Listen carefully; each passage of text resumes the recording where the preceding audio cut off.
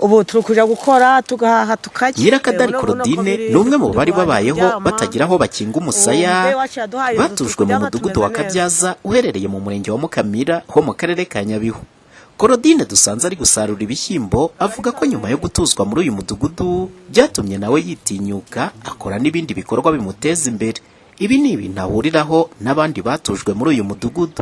Buno ko biri ndi kuryama, umubyeyi wacu yaduhaye inzu turi kuryama tumeze neza, nta kibazo dufite, turi kuryama tukaryama tugasinzira, ubu turi kuja gukora tugahaha tukajya.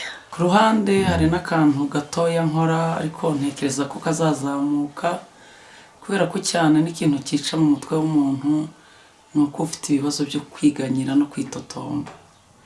Ubu hari akantu gato nkora kataragira base ngari cyane, ariko icyizere kirahari bizakunda.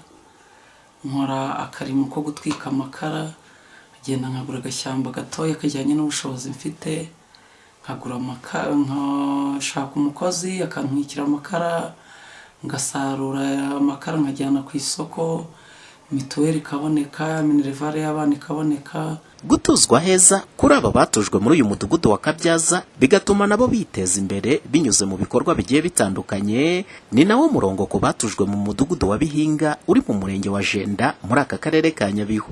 Akaba ari naho bahera bose bashimira umukuru w'igihugu wabatuje heza.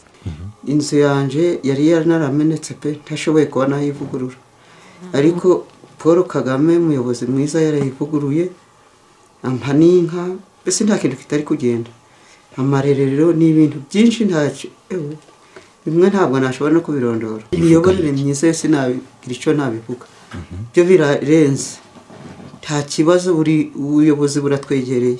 Nari mu bwigunge ntagira inzu mbayemo, ariko nyakubahwa Paul Kagame yampaye inzu, ampumurira ubundi gukanda ku gikuta, ntabwo nkiri mu bwigunge ahubwo yanshize mu rumuri rutazima.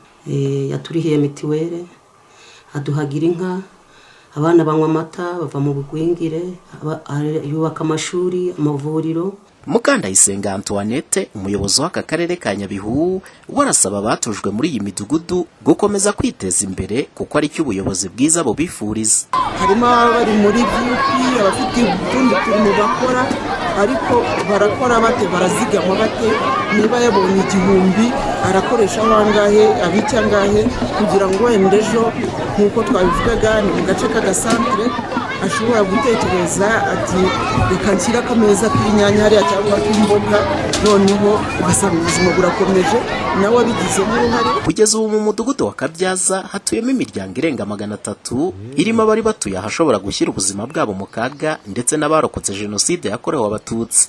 Ni mu gihe mu mudugudu wa Bihinga ho hatujwemo imiryango irenga 700 irimo abamugariye ku rugamba, abarokotse jenoside yakorewe abatutsi ndetse n'abari babayeho basembera batagira aho gukinga umusaya. Umuhoza Honore, Flash TV, mu karere ka Nyabihu mu burengerazuba bw'u Rwanda.